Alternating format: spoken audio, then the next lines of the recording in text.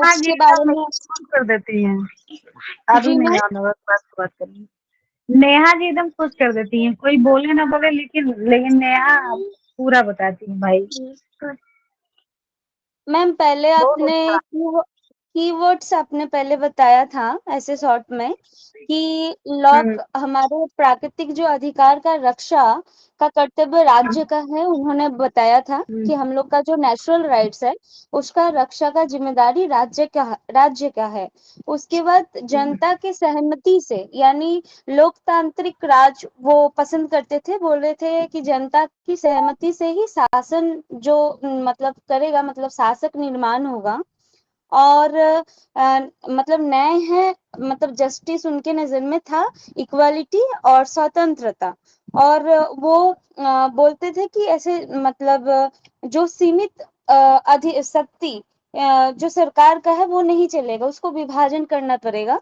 इसलिए वो कार्यपालिका, न्यायपालिका, ऐसा विधायी शक्ति, ऐसे वो आपने बताया था कि मतलब बस राज्य का मालिक कोई एक नहीं होगा, मतलब सबके पास ऐसे सेपरेशन करके ऐसे थोड़ा थोड़ा पावर ऐसे देने के लिए बोले थे लॉ। और बोले थे वो डिप्रेशन। जो निरंकुश निरंकुश राज्य का वो मतलब सहमत नहीं थे इससे। निरंकुश राज्य का हुँ, अवसान वो मतलब किए थे। और उनका जो हुँ, बुक था वो टू ट्रीटाइज ऑफ गवर्नमेंट था, जिसमें नेचुरल राइट्स का बात किया गया था। और उसमें हमारे जीवन का जो स्वतंत्रता है उसको लेकर के ऐसे बातचीत किया गया कि जनता का अधिकार जो है उसे भंग नहीं किया जाएगा। लिबरेशन डेमोक्रेसी का उन्होंने बात किया था। और न्याय जो है वो हमारा श्रम है, और श्रम में हमारा अधिकार है, संपत्ति में हमारा अधिकार है, उन्होंने ऐसा बताया था। और इसके पहले का जो मत था मतलब हब्स का कि राजा का अधिकारी दैवीय है, उन्होंने इसका भी खंडन किया टू ट्रीटाइज ऑफ गवर्नमेंट में। और मैम उन्होंने हुँ, सोशल कॉन्ट्रैक्ट के बारे में भी बताया है। और उन्होंने ये भी बताया है कि हुँ, मनुष्य जब मतलब जन्म लेता है तो वो स्वतंत्र और समान होता है। और प्राकृतिक अधिकार है हमारे जीवन का, स्वतंत्रता है, मतलब संपत्ति का अधिकार है। तो ये सब मतलब चाहिए। और उन्होंने बताया अगर ऐसे बहुमत के द्वारा अगर सरकार बनाना है, उसके लिए अगर आपको थोड़ा कॉम्प्रोमाइज करना पड़े तो आप वो कीजिए, लेकिन हमें शांतिपूर्ण, नैतिक, स्वतंत्र रक्षा चाहिए, मतलब रक्षक चाहिए ऐसे जो हमारा ऐसे जो भी हमारा राइट्स है वो सबका रक्षा करे। और उन्होंने उनका जो ये संपत्ति वाली बात थी, यही थोड़ा सा ऐसे आंदोलन खड़ी कर दी थी। और मैम उन्होंने ऐसे एन इसे कंसर्निंग ह्यूमन अंडरस्टैंडिंग पर भी निबंध लिखा था हम लोग के बारे में। हम लोग के बारे में नहीं मैम, एक्चुअली आपने ऐसे बताया था कि वो उन्होंने कुछ तो रिसर्च किया होगा तब जाकर के ह्यूमन को समझे। वो एक बुक आपने बताया था। और मैम ऑल लेटर कंसर्निंग क्या था मैम, टॉलरेशन, वो भी बुक बताए थे जिसमें ऐसे रिलीजियस का जो सहिष्णुता, मतलब कोई भी धर्म, मतलब हर धर्म के प्रति प्रेम, सम्मान, ये सब का उसमें बंधन है। और फोर्थ अपने बुक बताया था सम थॉट कंसर्निंग एजुकेशन, जिसमें व्यवहारिक शिक्षा, नैतिक शिक्षा, ये सब को लेकर के चर्चाएं हुई थी। बहुत अच्छा, बहुत अच्छा। लोग तालियाँ बजाएँगे। बहुत मैम बहुत वेरी गुड। आपका आवाज इतना बता ब्रेक दिया कर रहा आपने। है कि मैं सुन नहीं पा रही हूँ मैम। क्या आवाज़ सच में कट रही है सभी लोग? अब हम उसके लिए क्या ही करें बताइए? अब हम क्या जियो का नेटवर्क अब टावर अब लगवाएँ? नहीं अब आपकी बोल लाइन रही है कि सुनाई दे रहा है। इससे पहले क्या क्या बोली, मुझे कुछ नहीं सुनाई दिया। कुछ बोले ही नहीं हम। परेशान नहीं, हम कुछ नहीं बोले। सब ओ। आप ही बोले अभी। ओ अच्छा अच्छा। चलिए सॉरी ठीक है। मैम। बहुत अच्छा, अच्छा लगा। बहुत दिनों बाद हमको लग रहा है हम 2-3 दिन बाद खुद ही भूल गए थे कि हम क्या पढ़ाए थे। आपने हमारा भी रिवीजन करा दिया। बहुत अच्छा, हम खुद भी भूल गए थे। और किसी को कुछ बोलना है?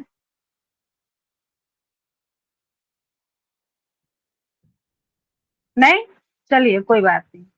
और चूंकि 12 मिनट वैसे भी हो चुके हैं, बचा है 40-45 मिनट क्लास का, तो हम सोचे थे कि आज संप्रभुता को बता देते हैं, सोवर्निटी को, है ना सिलेबस में? Yes ma'am. ठीक है। तो सोवर्निटी से, संप्रभुता से क्या मतलब है?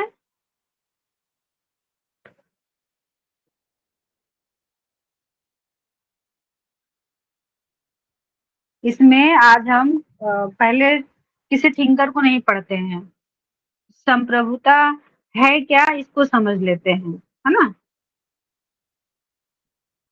ठीक है, तो ये एक ना सोवर्निटी का मतलब होता है सुप्रीम पावर, एक सर्वोच्च शक्ति। ये उसके कीवर्ड बस ऐसे बता दे रहे हैं, सुप्रीम पावर या सर्वोच्च शक्ति। सोवर्निटी का संप्रभुता का मतलब है, यानी संप्रभु शक्ति। किसी भी राज्य में एक ऐसी शक्ति जो सर्वोच्च हो, सबसे ऊंची हो, उसका आदेश अंतिम आदेश हो, उसका निर्णय अंतिम निर्णय हो, है ना? और सभी को पालन करना अनिवार्य हो, एक ऐसी शक्ति की बात होती है संप्रभुता।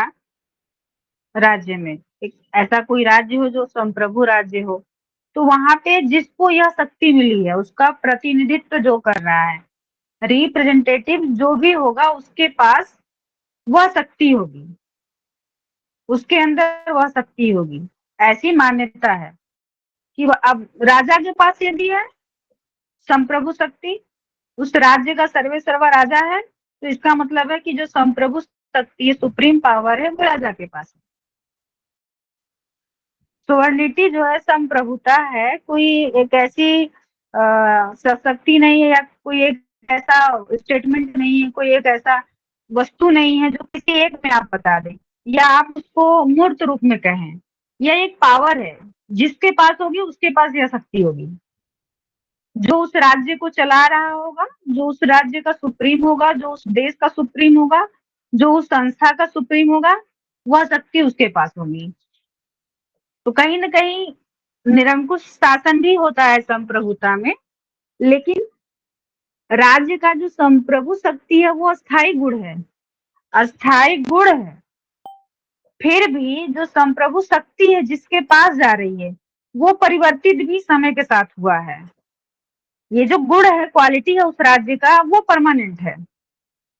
कोई ना कोई तो शासन करेगा, जो भी शासन करेगा उसके पास संप्रभु शक्ति होगी, लेकिन शासन करने वाला लगातार बदल सकता है। ये दोनों में अंतर समझिएगा कि राज्य का जो संप्रभु शक्ति है वो स्थायी गुण है, परमानेंट क्वालिटी है। ये क्वेश्चन बनता है, इसलिए इस पे बल दे रहे हैं। अब इसमें आप कंफ्यूजन में मत होइएगा कि जब हम ये बात बोले कि जो संप्रभु शक्ति का वहन करने वाला है वो परिवर्तित होता रहता है, वो समय के अनुसार परिवर्तित हुआ है। जैसे अगर आप पुराने काल में बात करें, पहले आपको माइक ऑफ कर लीजिए अविराज जी।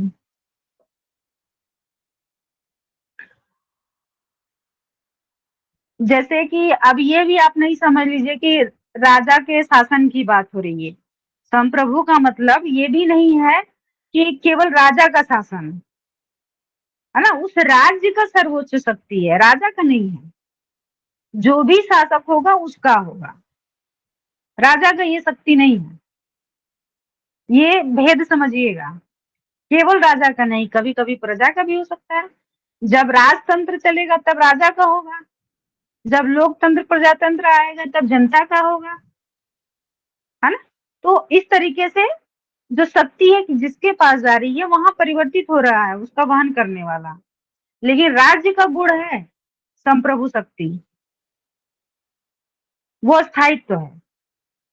ठीक है, जैसे अगर आप पुराने समय में देखें, एंशियंट वगैरह में जब कौटिल्य वगैरह अपना दे रहे हैं, राज्य का नियम बता रहे हैं, राज्य का डिफिनीशन दे रहे हैं, तो उस समय क्या है? मोनार्किज्म है, राजतंत्र है। तब वो जो राज्य का सर्वे सर्वा है, संचालक है, नियंत्रक है, वो राजा है। तो जो राजा है कहीं ना कहीं वही संप्रभु शक्ति का प्रतीक माना जाएगा। तो पहले सब लोग सोवर्निटी से मतलब समझे कि नहीं?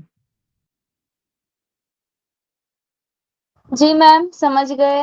मैम हाँ, संप्रभु मतलब वही हो गया ना मैम कि एक सिस्टम है, वो परमानेंट है, लेकिन इंडिविजुअल्स बदलते रहते हैं जो उस सिस्टम को चला रहे हैं। हाँ, बिल्कुल आप ये मान सकते, क्योंकि कुछ नियम कानून बनाया गया है, सिस्टम के पास है, व्यक्ति का नहीं है। हाँ वो जो कुर्सी है, जो पद है, पोस्ट है, वो विधि विधान उस पद के हैं। उस पे जो बैठेगा वो चलाएगा। तो इसका मतलब उस शक्ति का प्रतिनिधित्व वह व्यक्ति कर रहा है जो उस कुर्सी पे बैठा जी है मैम। ना?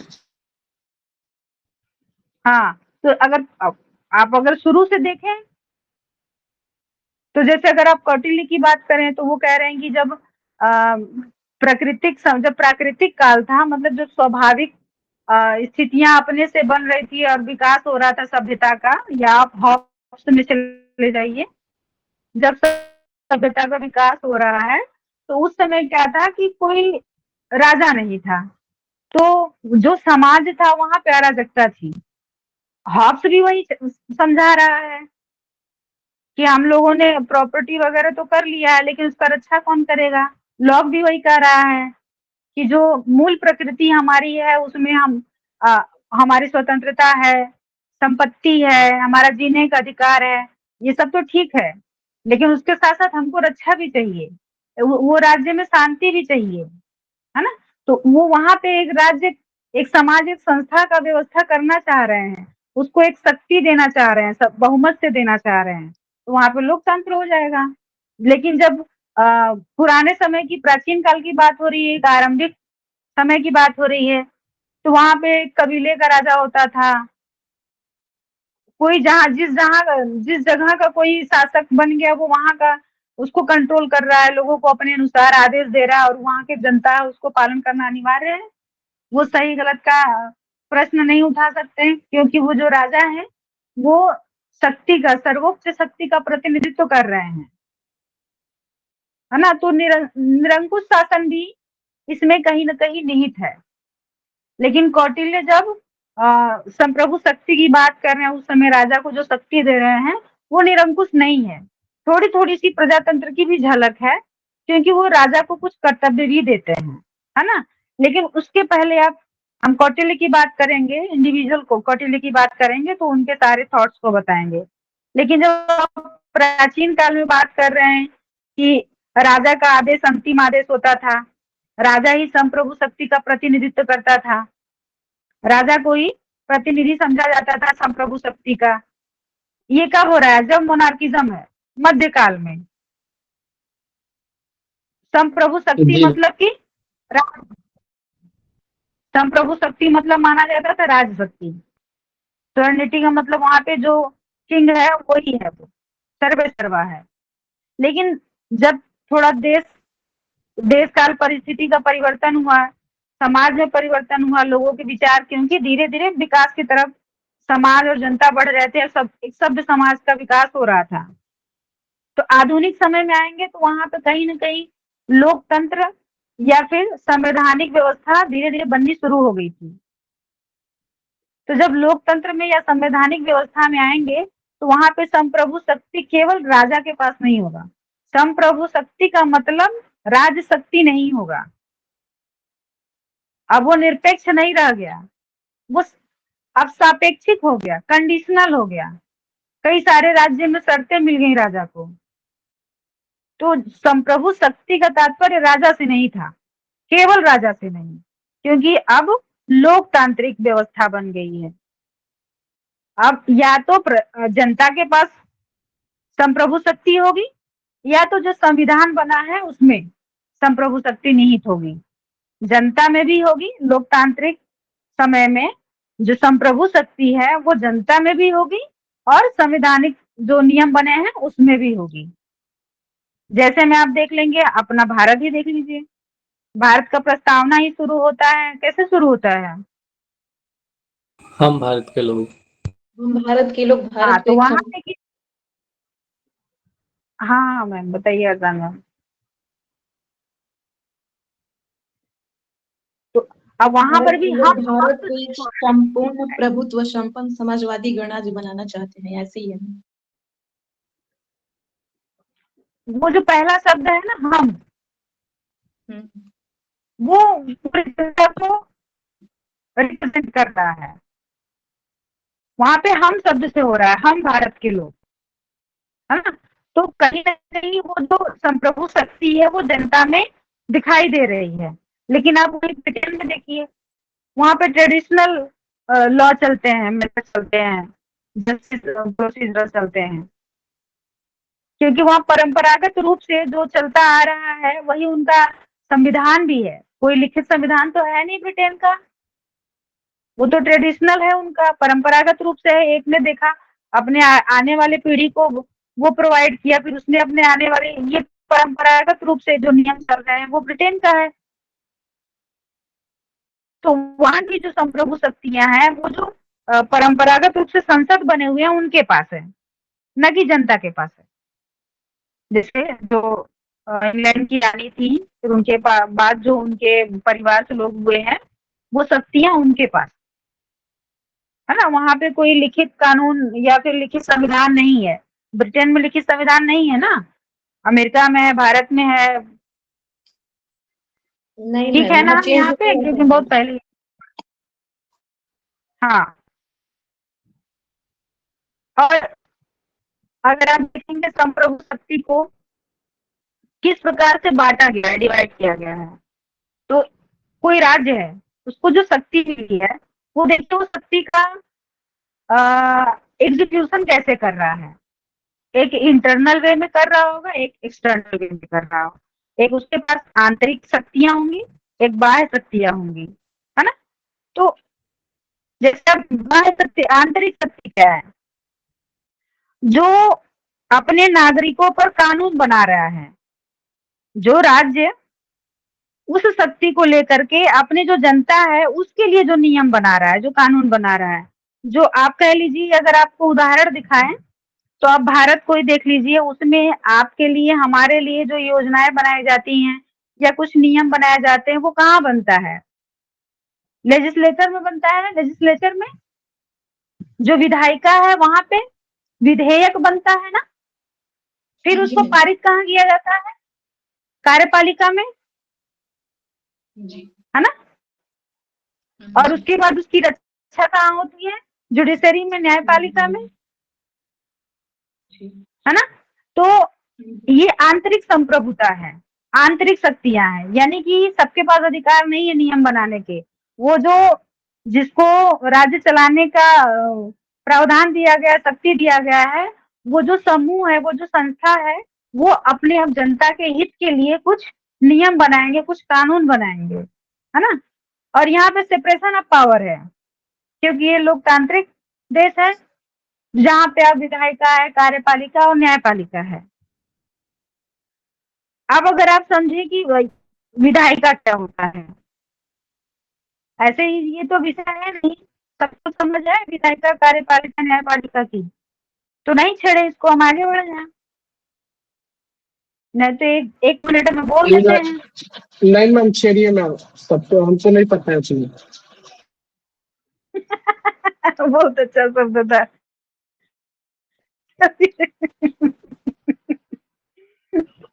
चलिए ठीक है, आते हैं, आप बोल रहे हैं तो। जैसे विधायिका है ना, तो हमारे यहाँ कोई भी नियम है तो क्या है कि वो एक राज्य स्तर पे भी होता है और केंद्र स्तर पे भी होता है ना। तो जो लेजिस्लेचर लॉ है वो केंद्र स्तर पे संसद में होता है, जहाँ पे लोकसभा और राज्यसभा मिलकर के जनता के लिए, हमारे आपके लिए कुछ कानून बनाते हैं केंद्र के स्तर पर, सेंट्रल में, है ना। अब राज्य के स्तर पे विधानमंडल है, तो वहां पे विधानसभा और विधान परिषद कानून बनाते हैं, ठीक है। अब इसके बाद यहाँ कानून बन रहे हैं, बस विधेयक बन रहा है, पारित नहीं हो रहा है। अब पारित करने के लिए अब यही संसद का ही, ये सरकार का ही कुछ भाग होता है जो अलग से कार्य करता है, और उसके वोटिंग के आधार पे वो विधेयक जो है पारित होता है। अब हमको रेशियो याद नहीं है कि कितना परसेंटेज, जब पढ़ते थे तो याद था। अब कार्यपालिका है, वो भी वहां पर भी काम होगा केंद्र के आधार पे और राज्य के आधार पे, है ना। उससे अलावा भी एक बात है कि जो कार्यपालिका है उसमें शक्तियां दो प्रकार से होती हैं। एक वास्तविक शक्ति होती है, एक नाम मात्र शक्ति होती है। नाम मात्र शक्ति किसके पास होती है? राज्य में भी और केंद्र में भी।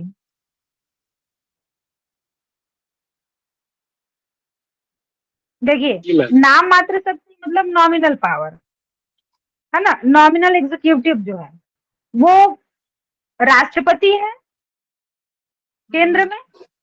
कहने को तो वो प्रथम, क्या है भाई, प्रथम क्या है देश का? नागरिक। नागरिक है। हाँ, जी लेकिन उनकी वैल्यू बस इतना ही है कि वो जो 10 शायद 14 दिन के लिए दिया जाता है वो अपने पॉकेट में रख सकते हैं। उस नियम को, जो भी कानून नियम आया पारित करने के लिए, उनको नहीं पसंद है, दोबारा से अगर प्रधानमंत्री आकर दिखा दिए तो उनको पारित देना ही है साइन करके। तो वो केवल नाम मात्र के हैं, वो वास्तविक शक्ति उनके पास होती नहीं है।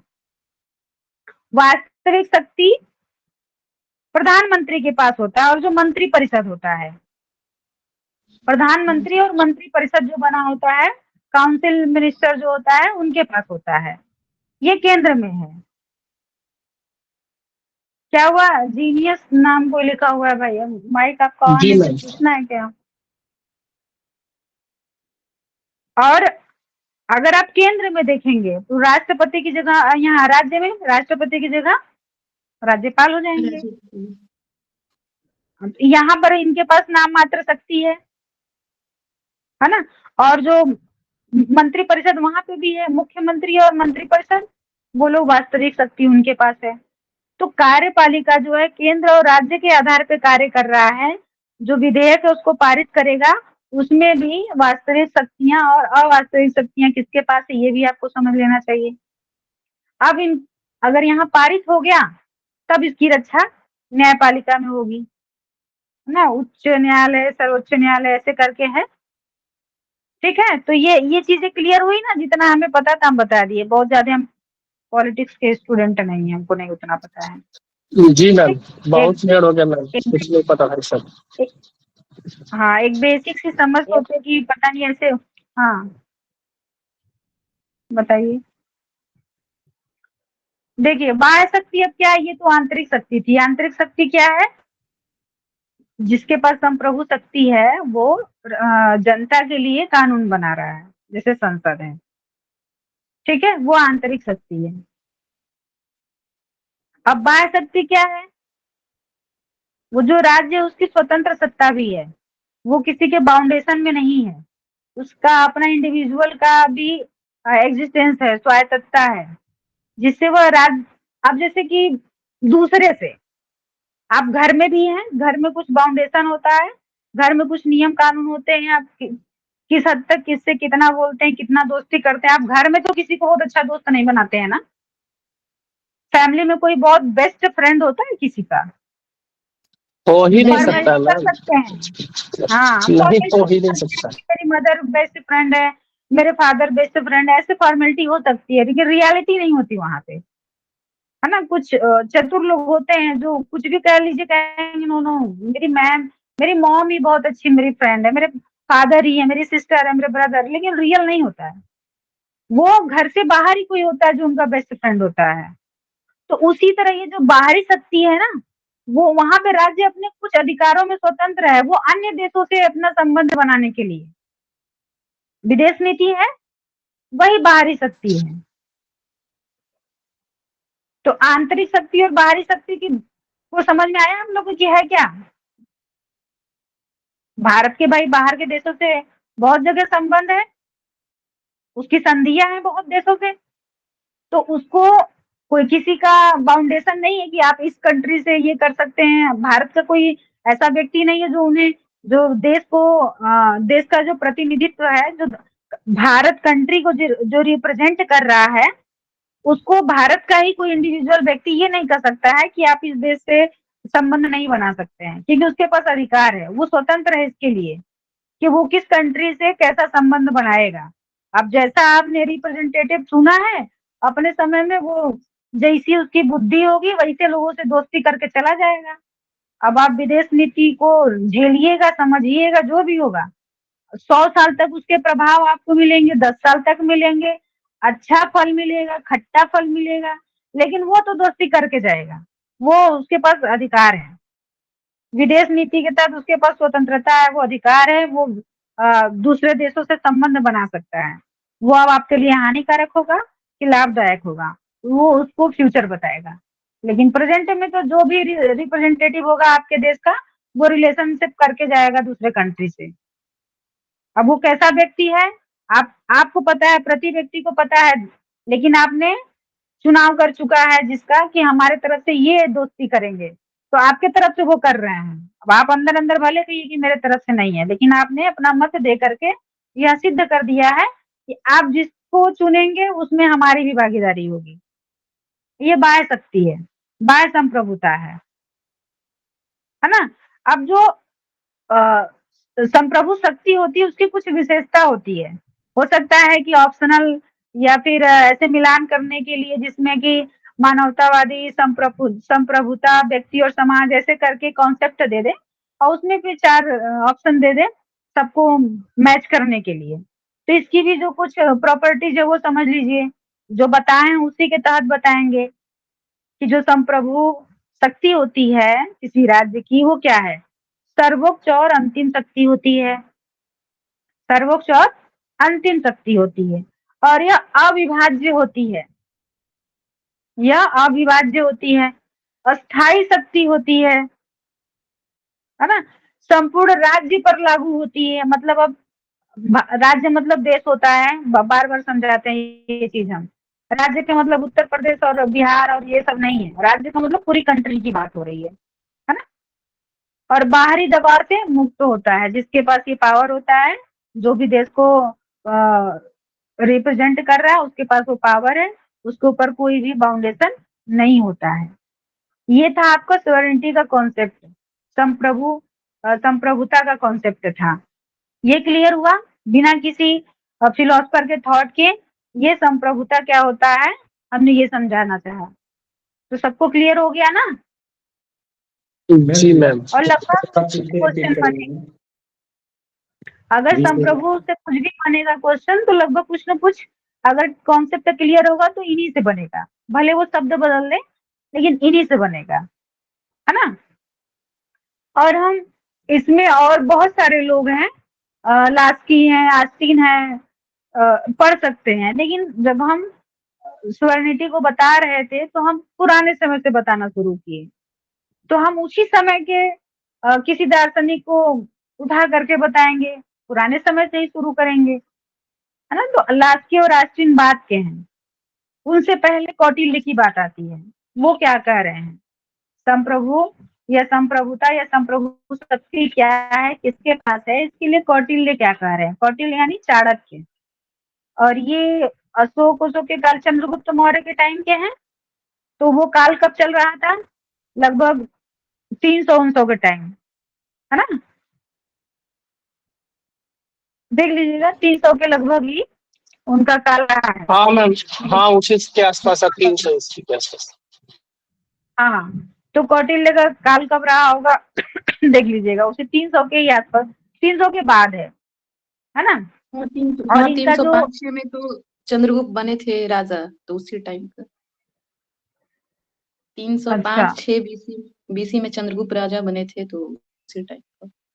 आपको तो नहीं लग रहा है उस टाइम बने होंगे। हाँ हाँ, 305 से चंद्रगुप्त तो नहीं मौर्य लग उसी टाइम बने थे मैम। रहा। अच्छा अच्छा, ठीक है, देख लीजिएगा, एक बार चेक कर लीजिएगा। Okay ma'am.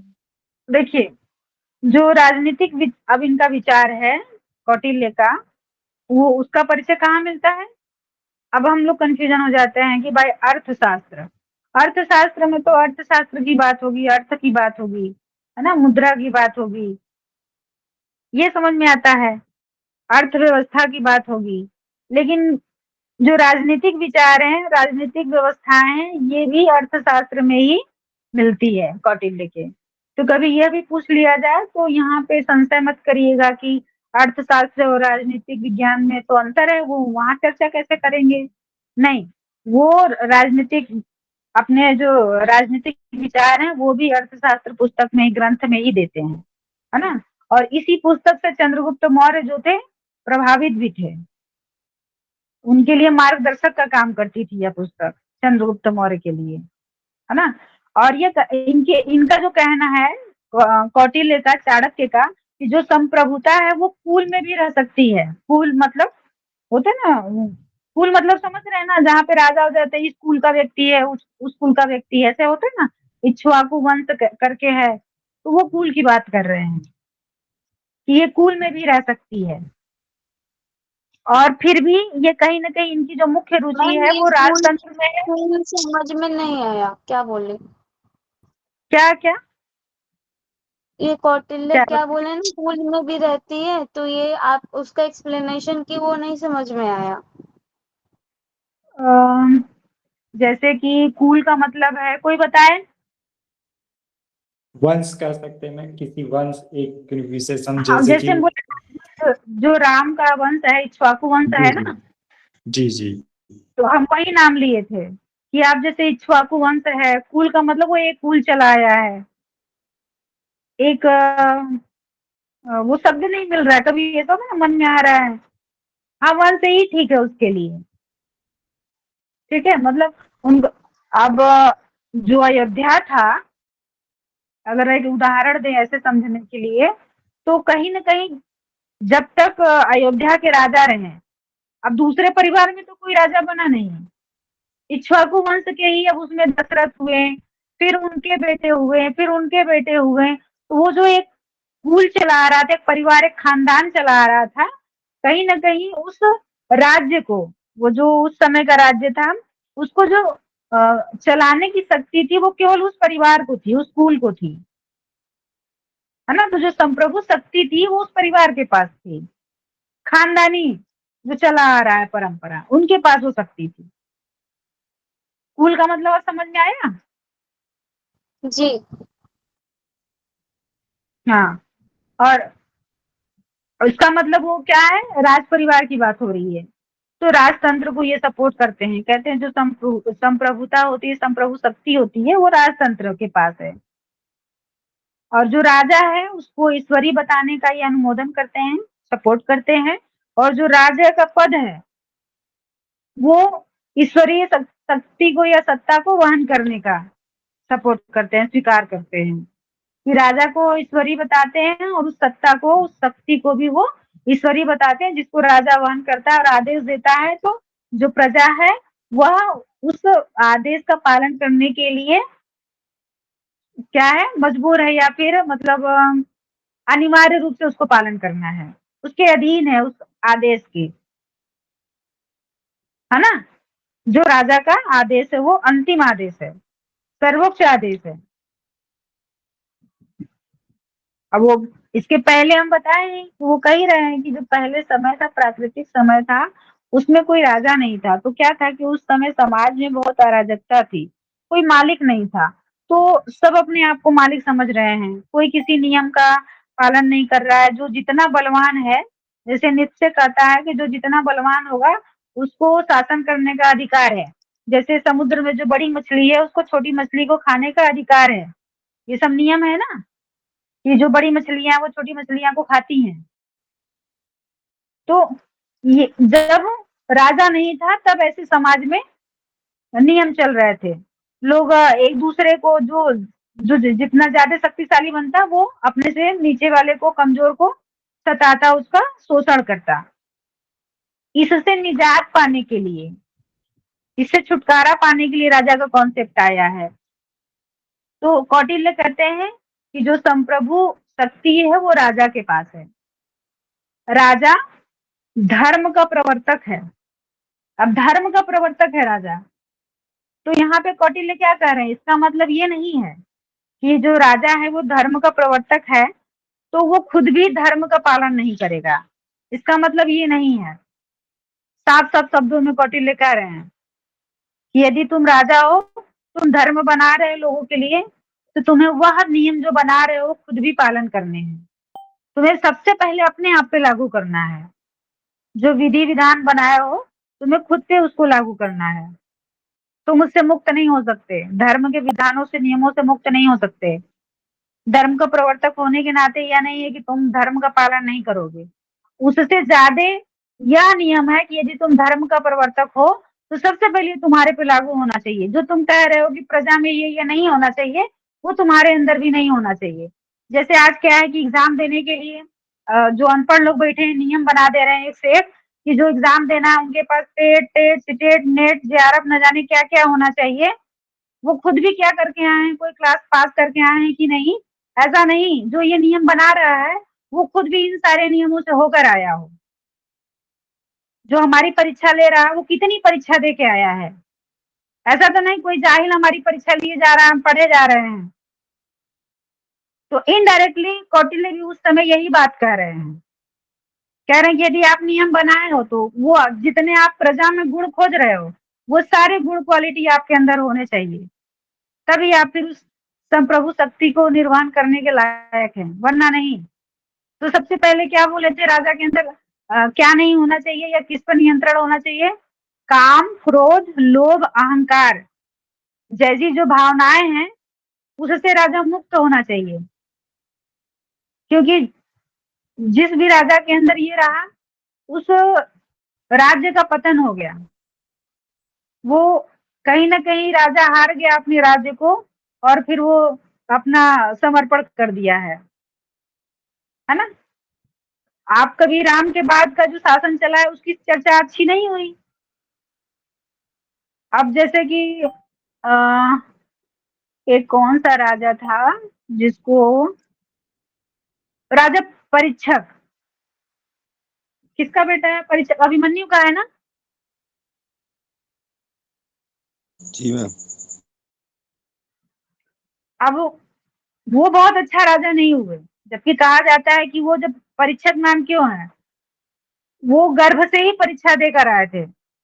अश्वत्थामा ब्रह्मास्त्र चला दिया था जब गर्भ में था वो, तो कृष्ण जी उसे फिर जीवित किए थे, है ना। इसलिए उसका नाम राजा परीक्षक है। लेकिन उसके जो राज्य का कार्यकाल रहा कहाँ चर्चित है, कहाँ आप जानते हैं कि राजा परीक्षित है, शायद देख लीजिएगा उसने कैसा कार्य किया है, कहाँ बहुत परिचित है आप। शायद वो बहुत अच्छा कार्यकाल नहीं रहा होगा, है उसके ना। बाद ही तो तो मैम कलयुग चालू हो गया था शायद, जब वो गद्दी हाँ पे तो बैठे कलयुग, थे वहां पर। हाँ हाँ, क्योंकि उनके मुकुट में ही काल को बैठाया गया था। राजा परीक्षित के मुकुट में ही काल का निवास था, कि काल को कहाँ जगह दिया जाए, कलयुग को कहाँ जगह दिया जाए, तो वहीं दिया गया था। जहाँ सोना होगा वहीं पे कलयुग होगा, तो उनका मुकुट ही सोने का था। ऐसा कुछ है, बहुत ज्यादा याद नहीं है। कहने का मतलब कि जो नियम आप प्रजा के लिए बना रहे हैं, जो आप प्रजा के अंदर ढूंढ रहे हैं गुण, वो आपके अंदर भी होना चाहिए। लेकिन आप यदि धर्म के प्रवर्तक हैं तो अनिवार्य रूप से आप उस धर्म का पालन करेंगे, सबसे पहले आप करेंगे। क्योंकि यदि एक आपको कोई कहता है कि आप चोरी, एक चोर कहे कि चोरी नहीं करना चाहिए तो आप मानेंगे इस बात को? एक झूठा व्यक्ति कहे कि सत्य बोलना चाहिए तो कोई मानेगा इस बात को? कोई बोल देता है, कोई बहुत व्यवहार से खराब व्यक्ति है लेकिन कहता है सबके साथ बहुत अच्छा व्यवहार करना चाहिए, तो मन ही मन लोग गाली देता है कि खुद का तो देख नहीं रहे हैं, चल दिए ज्ञान बांटने। हम वहां भी यही ढूंढते हैं कि जो गुण तुम बता रहे हो वो तुम्हारे अंदर नहीं है। तो कौटिल्य कह रहे हैं कि जो राजा है उसको काम, क्रोध, लोभ, अहंकार से मुक्त होना चाहिए। और जो राजा है उसका सुख कहाँ है? अपनी भोग विलासता में नहीं।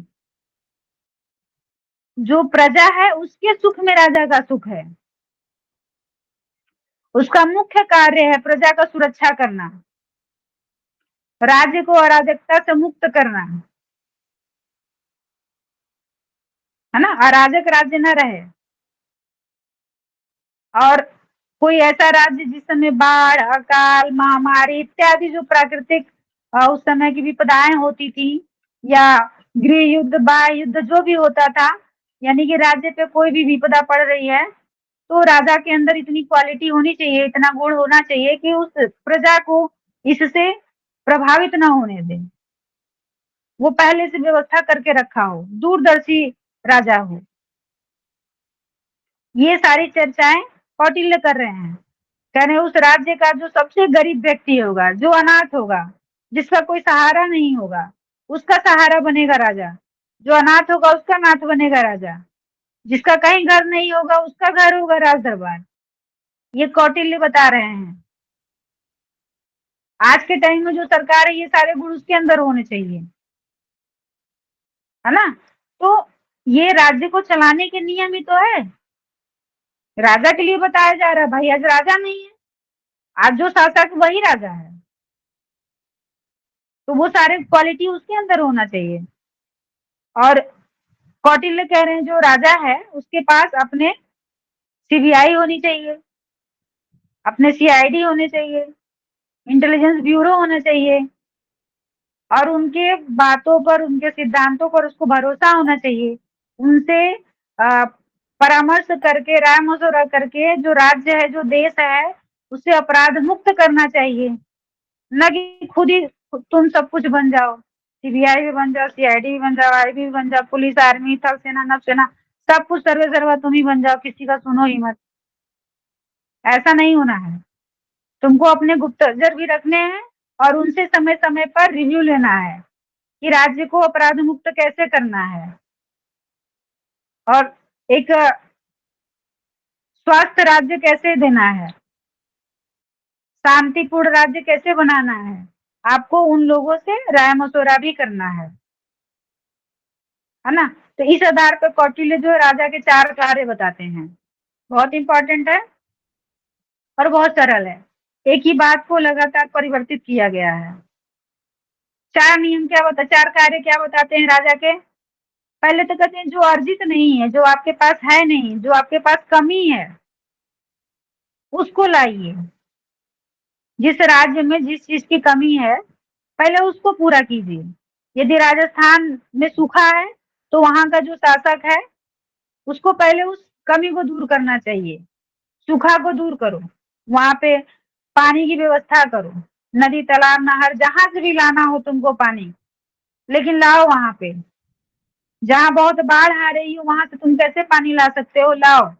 हर हाल में तुम व्यवस्था करो, क्योंकि जो नहीं है पहले अर्जन करना पहला प्रथम मुख्य कार्य है राजा का। ये नहीं है कि जो है उसी को लूट लो, जो नहीं है उसको पूरा मत करो, पहले जो है वहीं पर नजर टिकाओ, उसको भी भरो, जेबा और निकल लो। ये नहीं करना है ना। तो पहला कार्य क्या है राजा का कौटिल्य के अनुसार, जो नहीं है उसको पूरा करें, जो कमी है। हाँ यानी जो आपूर्ति का अर्जित पूर्ति करना। नहीं है, हाँ ये भी ठीक है, जो अर्जित नहीं है उसका अर्जन करना। सेकंड जो होगा इसी से आगे जाएगा, आप जो ला लिए हैं उसकी रक्षा करिए। जैसे आप पढ़ रहे हैं, बहुत सारी चीजें हम लोग को नहीं आती है, कुछ आता भी है तो हम क्या करते हैं, जो नहीं आता है उसके पीछे भागते हैं, ठीक से भी नहीं भागते हैं, बस रटते हैं ये नहीं आ रहा, ये नहीं आ रहा, ये नहीं आ रहा है। और जो आ रहा है उसको पढ़ते नहीं है, मन में ये गुमान रहता है ये तो आ ही रहा है, एक दिन बैठेंगे याद हो जाएगा, है ना। तो जो आ रहा है धीरे धीरे आप उसको गंवा रहे हैं, और जो नहीं आया है उसका आप अर्जन भी नहीं कर रहे हैं। ये नहीं करना है, कम से कम जो आ चुका है वह जा ना पाए यह कोशिश कीजिए। तो जो अर्जित नहीं है उसका अर्जन करना पहला कार्य है। दूसरा जो अर्जित हो चुका है अब उसकी रक्षा करना है, वो घटे नहीं, कम से कम बढ़ ना सके तो घटे भी नहीं। आपके पास 10 रुपए है तो आपको लग रहा है कि कुछ दिनों तक 10 ही रुपए रहेगा, आप पॉकेट में रखिए, 10 रुपए के राजा बनिए, आइए जाइए, लेकिन उसको 8 रुपए 7 रुपए मत कीजिए यदि आप 11 रुपए नहीं कर सकते हैं तो। नहीं, यदि वो 8 7 हो रहा है तो एक दिन 0 पे चला जाएगा, फिर 0 के बाद आता है -1। तो फिर आप कब ऋणी होना शुरू हो जाएंगे, जैसे आज देश है, कितने ऋण में आप गिन भी नहीं पाएंगे, गिनती आएगी ही नहीं, कितने ऋणी हैं आप इस समय। तो ऐसा भी नहीं करना है, जो आपके पास कोष है, जो राजकोष दिया गया है उसको ध्यान से देखिए, उसकी रक्षा कीजिए, उसमें बढ़ोतरी नहीं कर रहे हैं तो ऐसा शासन चलाइए कि इसमें घटोतरी भी ना हो। तो जो अर्जित नहीं है उसका अर्जन करना पहला है। अब जो अर्जन कर लिया गया है उसकी रक्षा करना दूसरा है। ठीक है, ये दो राजा के कार्य जो है समझ में आए। अब तीसरा क्या होगा, उसी से एक कदम आगे। अब जिसकी रक्षा की जा रही है अब उसमें वृद्धि तो कीजिए। अभी थोड़ी ना है कि आपको अब सोशल पॉलिटिकल में कौटिल्य को पढ़ रहे हैं तो बस उसी को पढ़ लिए, अब रोज रोज उसी को पढ़िए। अरे कल मानवतावाद में भी चले जाइए कि बस संप्रभुता ही पढ़ेंगे, या बस सोशल पॉलिटिकल पढ़ेंगे, वेस्टर्न फिलोसफी नहीं पढ़ेंगे, एथिक्स नहीं पढ़ेंगे। ये जिसको जिसमें रुचि है। किसी को लॉजिक पसंद है तो दिन रात लॉजिकल लगाएगा, जिसको इंडियन पसंद है जब देखो इंडियन पढ़ेगा। ऐसा भी नहीं करना है, उसको सुरक्षित करते हुए उसमें वृद्धि करने का भी कोशिश करना है। बच्चे को हम एबीसीडी सिखाते हैं तो ए से बी कहता है, तो अब ऐसा नहीं कि सी कहने के लिए और बी को भुला देंगे। ए बी भी याद रखवाते हैं और सी की भी कोशिश करते हैं, है ना। तब एक दिन वो ए बी सी डी बोल देता है। तो जो अर्जित नहीं है उसको अर्जित कीजिए। अब जो आ गया है उसकी रक्षा कीजिए। अब जिसकी रक्षा कर रहे हैं उसमें वृद्धि कीजिए। ये तीसरा है, ये उनके तीसरे कार्य हैं। अच्छा, अब बताइए रक्षा करने के बाद क्या कर सकते हैं, सोच के बताइए।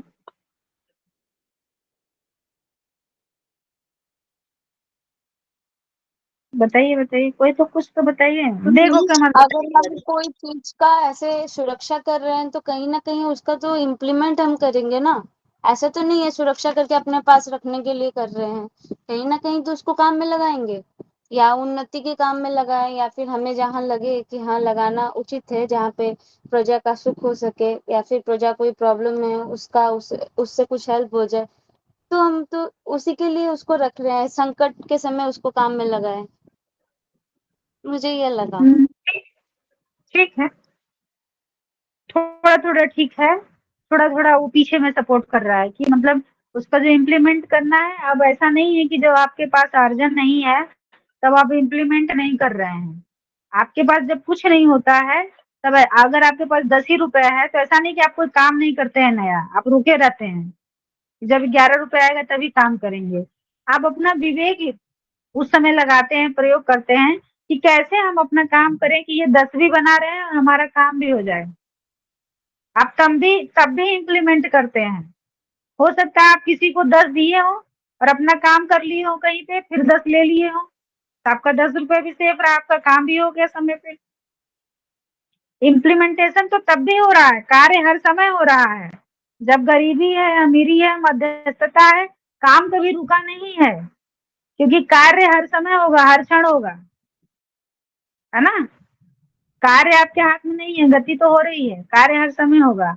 जब रक्षा कर लिए हैं, अब माँ बाप जब बचाए हैं जमीन को, मरते समय अपने आगे उत्तराधिकारी को देके जाएंगे ना। तो आप किसी सुपात्र को देके जाइए। आप जो राजकोष बनाए हैं किसी ऐसे चंडाल को मत दे दीजिए कि आपको झोला लेके आए भरे हम निकल ले, फकीर बन के निकल ले चारों तरफ। क्या है कि झोला में खाली है, कुछ है या नहीं है, वो झोलवा जादूगर का है। कभी भी हाथ डाल के बहुत कुछ निकाल सकता है, कभी भी हाथ डालेंगे तो झोला खाली रहेगा। तो कैसे किसी ऐसे झोला वाले को आप मत सौंप दीजिए पूरा अपना कहीं आप लोग जा रहे हो तो जाइएगा मत। हम बस कौटिल्य की बात कर रहे हैं, कौटिल्य क्या कहना चाह रहे हैं, है ना। जो आप रक्षा कर चुके हैं अब उसको आप किसको सौंप रहे हैं, वो कोई सुपात्र होना चाहिए, सुयोग्य होना चाहिए। जिस राजकोष को आप इकट्ठा किए हैं, संग्रहित किए हैं, वो आप किसको दे के जाते हैं, आप किसको उत्तराधिकारी बना के जाते हैं। अब ये आखिरी है। तो 4 बताइए राजा के कार्य क्या है। एक मैं बोलूं कि कोई और बोलेगा? नहीं बोलिए, हम सुनाने नहीं दे रहे, बोलिए। पहला तो ये है कि जो हमारे राज्य में कमी है, जो अर्जित नहीं है उसे अर्जन करना, मतलब कमी को दूर करना। दूसरा ये है ठीक है, जो हम अर्जित किए हैं उसका सुरक्षा करना, मतलब अगर हमारे ठीक राज्य है, में कोई चीज की कमी है उसको हम जब ऐसे अर्जन कर रहे हैं उसका सुरक्षा करना, यही तो मैम। हाँ ठीक है। और तीसरा है तीसरा अ, बोल। जो सुरक्षा किए हैं उसमें वृद्धि, मतलब जो हम ऐसे संचय करके रख रहे हैं या फिर जो कमी था उसको दूर किए, अब उसे वो मिल चुका है उसमें वृद्धि करना, वो एक ही जगह जाके स्थिर ना रहे, उसमें और ऊपर ले जाना उसको, मतलब जो भी है। और फोर्थ ठीक। नंबर है कि जो हम अर्जित किए हैं या फिर सुरक्षित करके रखे हैं वो हमारे बाद किसी योग्य व्यक्ति हो या जो सुपात्र हो वैसे किसी को उत्तराधिकारी बना देना, ये। ठीक है ठीक है, बहुत अच्छा। जो अधिशेष है, जो सरप्लस है, वो किसी सुपात्र को, सुयोग्य को, जिसके पास हो वैसी योग्यता हो, कैपेसिटी हो, उसको ट्रांसफर करना। ठीक है। मैम इसी पे एक ये क्वेश्चन आया था। राजा के चार। अच्छा। ये चलिए तो मतलब उसमें नाम योगक्षेम बोल दिया है, योगक्षेम। हाँ, वो योग्यता ही है, चौथा ही। अच्छा, योगक्षेम को योग्यता ही योग्य है। सकुशलता पूर्वक, जो एक्सपर्ट हो, जो किसी कार्य में प्रवीण हो, निपुण हो। योगक्षेम का मतलब ये होता है, ये गीता का शब्द है ना, योगक्षेम। नहीं मैम, ये जो कौटिल्य के प्रश्न कार्य है करता में इसमें। एक्सपर्ट हो। इसमें हम्म, पूछा था मैम कि राजनीति का लक्ष्य प्रजाओं का योगक्षेम है, मतलब कौटिल्य के अनुसार बताना सही क्या है। हाँ। दूसरा ऑप्शन था राज्य के भीतर मत्स्य न्याय पर अंकुश लगाने का समर्थन किया गया है। तीसरा ऑप्शन है योगक्षेम का दायित्व राज्य का नहीं है। अच्छा, तीन ही दिया था। यस मैम, तीन ही दिया है। पूछा है कि इसमें से कौन सा सही है, मतलब कूट भी है, ए बी सी और अच्छा सी। ठीक है, अब इसको सामने कूट देने में आप जब 4 बार 2 बार पढ़ेंगे तब करेंगे। Yes ma'am. ठीक है, क्लियर कर लीजिएगा, इसमें आप लोग करिएगा इसके अनुसार। ठीक है, क्योंकि अभी ओ, हम एक और तो बच गया है। हम एक और खत्म करना चाह रहे थे जल्दी से। अब बता ही देते हैं ना, 10 मिनट और ले लेते हैं। किसी की क्लास है होगी तो अविनाश? 9:15 में है। 9:15 में है मैम, कोई दिक्कत नहीं। अच्छा ठीक है ठीक है। देखिए, हम बस ये 2 पॉइंट और है ना, हम सोच, मेरा मेरा एक ध्येय होता है कि भाई समय कम है तो हम चाहते हैं कि किसी एक फिलोसफर को उठाओ तो मोटी मोटा उनका जो एग्जाम में आता है उसको खत्म करो एक दिन में। ठीक है। और ऐसा भी नहीं कि हम केवल रट ऐसे बोल के जाते हैं, कोशिश करते हैं समझाने की पूरी। अब पूरा जान लगा के बोलते हैं। आज व्रत भी है, अब ऐसे लग रहा है कि मेरा गला बैठे जा रहा है। अब 2 पॉइंट और देख लीजिए। एक ना, राज्य के 7 तत्व हैं कौटिल्य के अनुसार, वो भी आता है ना। एक ये बताएंगे। एक 3 शक्तियां हैं, 3 शक्तियां, छोटा है, पहले शक्ति ही बता देते हैं, बहुत कुछ है नहीं। मतलब राज्य के पास 3 शक्तियां हैं, राजा के पास। शक्तियों का मतलब है कि वो क्वालिटी राजा के अंदर होनी चाहिए। एक अच्छे परामर्श की शक्ति होनी चाहिए, दूरदृष्टि होना चाहिए राजा को। मतलब यदि कोई उसके पास समस्या आई हो तो एक अच्छा सलाह दे सके। जैसे अब हम लोग बचपन में कई कहानियों में देखे भी हैं, सुने भी हैं कि 2 माँ जाती हैं राजा के पास एक पुत्र को लेकर के, दोनों कहती हैं मेरा है मेरा है। तो अब कुशल राजा होगा, निपुण राजा होगा, बुद्धिशील विवेकशील होगा, तभी तो वो निर्णय करेगा ना। उसको क्या समझ में आएगा, दोनों कह रही है मेरा है मेरा है। अब कोई ऐसा मशीन तो बना नहीं है कि अब अंदर देख ले भाई कौन झूठ बोल रहा है कौन सच बोल रहा है ना। तो अब वो क्या, उस समय हम लोग सुने थे कि भाई काट के दोनों को बंटवारा कर दो, आधा आधा दे दो पुत्र को। तो अब जिसका पुत्र नहीं था उसको तो कोई उतनी सहानुभूति नहीं है, दया नहीं है, लेकिन जिसका है वो तो यही कहेगी मेरे पास भले ना हो, जहाँ रहे सुखी रहे स्वस्थ रहे। तो वो माँ कहती है ना कि नहीं इसी को दे दो, इसी को दे दो, और इसी का पुत्र है। और दूसरी वाली कहती नहीं बात दो, ठीक है आधा इसको दे दो आधा हमको दे दो। इससे जो राजा है वो समझ जाता है ना कि पुत्र किसका है। तो बुद्धिमान विवेकशील रहा होगा तब तो यह परामर्श दिया, है ना। तो ये जो विवेकवान होने का गुण है, वो परामर्श का जो गुण है, परामर्श, आप फिलोसफी के स्टूडेंट हैं तो परामर्श शब्द अपने आप में बहुत बड़ा दर्शन है। जो न्याय दर्शन है, न्याय में जो अनुमान प्रमाण है, वह परामर्श जन्यम ज्ञानम अनुमानम होता है। परामर्श जन्य ज्ञान से जो उत्पत्ति होती है वहां अनुमान प्रमाण की उत्पत्ति होती है ना। तो कभी भी परामर्श को आप बहुत हल्के में मत लीजिएगा कि डॉक्टर से परामर्श लेना है 10 रुपए दे के, वो जो साधारण लोग हैं वो लेते होंगे, लेकिन यदि एक फिलॉसफी का स्टूडेंट है तो वो परामर्श से मतलब समझे कि हम जिसको हम समझ रहे हैं कि इससे हम पूछेंगे तो यह 100% सलाह जो देगा वो एक अच्छा सलाह होगा, तभी आप उससे पूछ सकते हैं। वो वह जवाब देने का अधिकारी है, तभी आप पूछेंगे। आप दवा के लिए डॉक्टर के पास ही जाएंगे, वकील के पास नहीं जाएंगे। और कोई केस फंसा है तो डॉक्टर के पास नहीं जाएंगे, वकील के पास जाएंगे, क्योंकि वह उसमें परामर्श देने का अधिकारी है। तो एक जो शक्ति है राजा के पास परामर्श की, अच्छे से समझ में आ गया होगा ना, भूलेंगे नहीं। Yes ma'am. अब दूसरा है जो स्वयं राजा की तेजस्विता होती है, जो स्वयं राजा का एक पावर होता है, उसके अंदर जो ऑरा होता है, उसका अपना जो क्वालिटी है, एक बेस्ट क्वालिटी जो उसके इंटरनल में है, अंतः प्रज्ञा में है, इंट्यूटिव नॉलेज जो उसके पास है, उससे उसके चेहरे पे जो तेज है वो स्वयं राजा का गुण है, वो राजा की एक शक्ति है। इससे समझे, इसको बहुत ज्यादा नहीं आप महसूस कर सकते हैं। आप किसी किसी को देख के कहते हैं कि वो देखने में ही बहुत विद्वान लगते हैं, उनका फेस, उनके फेस पे एक तेज है, एक प्रकाश है। कभी यदि आपका ऐसे व्यक्ति से भेंट हो गया हो तो, है ना, और वो उससे मतलब ये नहीं कि वो चेहरा सुंदर हो, सुंदरता की बात नहीं हो रही है। बहुत गोरा होगा तो बहुत प्रकाश होगा, इसका मतलब नहीं है यहाँ पे, ठीक है। बहुत क्रीम व्रीम लगा के आया होगा तो बहुत लाइट करेगा, इससे नहीं तात्पर्य है। वो तेज जो उसके सोल की है, प्योर सोल की है, जो उसके ईमानदारी की जो एटीट्यूड है, ग्रेटिट्यूड है जो उसका, वो तेज की बात हो रही है। तो वो स्वयं में राजा के अंदर यह गुण होना चाहिए, है ना। जैसे अशोक के अंदर था, सम्राट अशोक बहुत तेजस्वी राजा था, वरना अखंड भारत की कल्पना को पूरी कोई नहीं कर सकता था। और जो तीसरा है, एक राजा ऐसा होना चाहिए जो कि लोगों को किसी कार्य के लिए प्रेरित कर सके। जैसे कभी कोई बहुत अकाल पड़ गया हो, आपदा आ गई हो, या कोई बाहरी युद्ध हो गया हो, तो उस समय प्रजा आपस में क्या होती है, बहुत भय और आपस में अनियंत्रित रूप से व्यवहार करती है।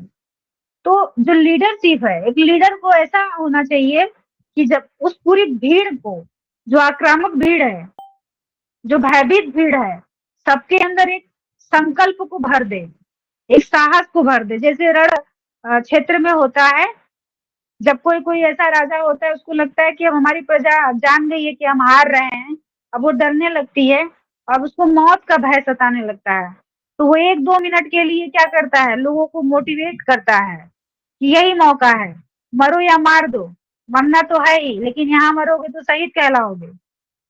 जब वो ऐसे शब्दों से प्रेरित करता है कि अब जो हमारे और घर पे जो माँ बहनें बच्चे हैं उन्हें सुरक्षित करके जाओ, वो इनके हाथ लग जाएगी तो ये क्या करेंगे, उस समय के जो राजा होते थे। तो ऐसे उनके अंदर एक क्या होता है, एक संचार होता है, एक ऊर्जा का। एक राजा ऐसा होना चाहिए जो मोटिवेट कर सके जनता को, प्रेरित कर सके जनता को, नियंत्रित कर सके जनता को, भीड़ को नियंत्रित कर सके। ये तीसरी शक्ति है राजा के पास, है ना। एक परामर्श देने की शक्ति है, एक राजा का खुद का जो बहुत तेजस्वी गुण है, एक ऑरा है, एक वो है, और तीसरा वो प्रेरित कर सके किसी को प्रभावित कर सके अपने बातों से।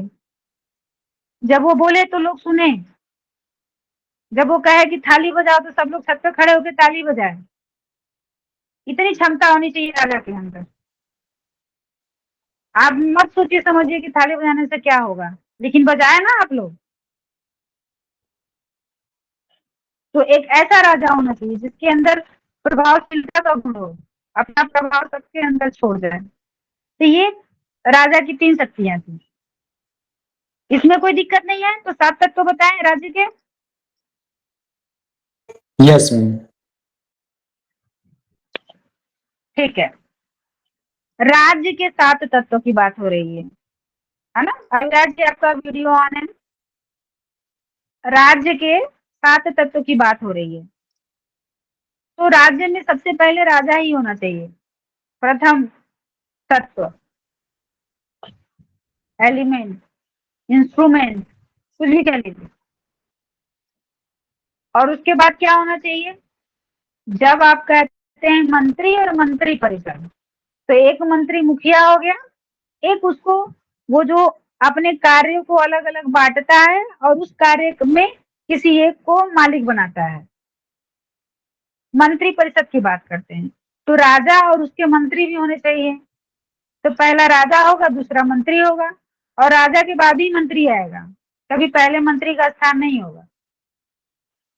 क्रम क्रम से आता है, क्रम लगाने को आता है कौटिल्य का, जो राज्य के 7 तत्व हैं। तो क्रम का भी आप ध्यान रखिएगा। तो राजा और मंत्री पहला और दूसरा हो गया।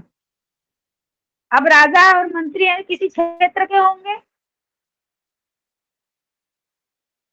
अब किसी क्षेत्र के होंगे ना, अयोध्या के ही हैं, मध्य प्रदेश के हैं, अवध के हेलो, हैं, मगध के हैं। कल कितने पे सर पढ़ाए कोई बता देंगे? अपना माइक ऑफ कर लीजिए, प्रताप जी क्या नाम है, ठीक है। और जो तीसरा है वो क्षेत्र की बात हो रही है, राजा होगा, उसका मंत्री होगा, और ये किसी क्षेत्र विशेष में होंगे, और जिस क्षेत्र विशेष में होंगे वहां कोई किला होगा ना, जैसे रामनगर में आज एक किला है, अयोध्या में चले जाइए, है ना। तो राजा है, उसका मंत्री है, किसी देश में होगा, किसी जगह पे होगा, और जहाँ पे होगा वहां उसका एक अपना महल होगा, किला होगा, राज दरबार जहाँ होता होगा। ये 4 हुए क्रम से, राजा, मंत्री और किला। 5वां है राजकीय व्यवस्था। अब यदि किला बन गया है और राजा है तो उस किले में अपनी व्यवस्था बनाएगा। उत्तर प्रदेश है, यहाँ का मुख्यमंत्री है, उसका मंत्री परिषद है, पूरे भारत में जगह उत्तर प्रदेश है। अब उसमें कोई नियम कानून बनाएगा उस प्रदेश को चलाने के लिए। तो राजा है, मंत्री है, क्षेत्र है, किला है, अब राजकीय है। अब उसको चलाने के लिए पैसा तो चाहिए, कोई भंडार कोष, राजकोष, धन दौलत होना चाहिए, कि बस नियम बना दिए बिना पैसे के एग्जीक्यूट हो जाएगा। आप एक छोटा सा नियम बना लीजिए, देखिए 10 रुपया 20 रुपया लग जाएगा कि हम कल इतने टाइम उठेंगे, सुबह सबसे पहले चाय पियेंगे, फिर जाएंगे लाइब्रेरी पढ़ने। तो जाएंगे तो किराया भाड़ा लगेगा, तो आप छोटा सा योजना बनाइए तो 50-100 रुपया लग जाएगा। जब वो पूरे देश को चलाने का योजना बना रहा है तो पूरा कोष चाहिए। तो राजा है, मंत्री है, क्षेत्र है, किला है, राजकीय व्यवस्था है, उसके बाद उस व्यवस्था को चलाने के लिए कोष होना चाहिए। अब आपके पास धन दौलत भी हो गया, तो अगर जितना ज्यादा धन दौलत है उतनी असुरक्षा का भय है, अब आपको रक्षा चाहिए, उसके लिए आर्मी तैयार कीजिए, सेना होना चाहिए जो उस राज्य की रक्षा करे। और सेना और मित्र दोनों एक में आते हैं, ये 7वां तत्व है, सेना और मित्र। क्योंकि आप जब भी देखे होंगे आज के टाइम में सेना मित्र नहीं है, लेकिन आप पुराने समय के जब राजतंत्र था तो उसमें देखिए जो सेनापति होता था लगभग वो राजा का बहुत क्लोज होता था, है ना। जैसे अगर सिकंदर का कौन था सेनापति, उसी की बेटी से तो चंद्रगुप्त मौर्य की शादी हुई थी ना। Yes ma'am. निकेटर नहीं, क्या नाम था भाई, कुछ कोई बताओ। अब याद नहीं आएगा तब तक हमको अच्छा नहीं लगेगा, हम बाद में भले सर्च कर लेंगे। कुछ ऐसे नाम था, निकोलस याद था नहीं मैम। आ रहा। हाँ, निकोलस, निकोलस नहीं, नी है लेकिन निकोलस नहीं है भाई। सेल्यूकस निकेटर क्या? हाँ सेल्यूकस निकेटर, हमें निकेटर तो याद आ रहा है, सिकंदर का जो वो था सेनापति। सेनापति था। हाँ, तो सेनापति ही मित्र होता था, राजा का बहुत क्लोज होता था, इसलिए 7वां जो है सेना और मित्र दोनों एक में है। तो कोई बताए एक बार बिना देखे। मैम राजा, मंत्री, क्षेत्र, किला, राजकीय व्यवस्था, कोष, सेना या मित्र। और भी बताइए, पूरे टाइम नेहा जी बताती हैं भाई, आप लोग नहीं पढ़ते सुनते हैं क्या? मैम राजा, मंत्री, क्षेत्र, किला, राज की व्यवस्था, कोष और सेना या मित्र। तो रटने की जरूरत नहीं है ना, क्रम याद हो गया ना। Yes ma'am. तो ये रहा कौटिल्य का संप्रभुता।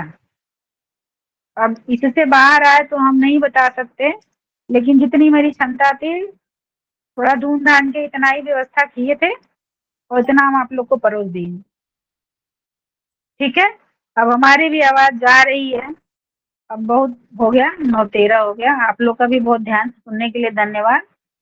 और इसको आप लोग अपना नोट कर लीजिएगा, ना समझ में आया हो तो फिर से इसका जब वीडियो हो तो सुन लीजिएगा। ठीक है, चले हम।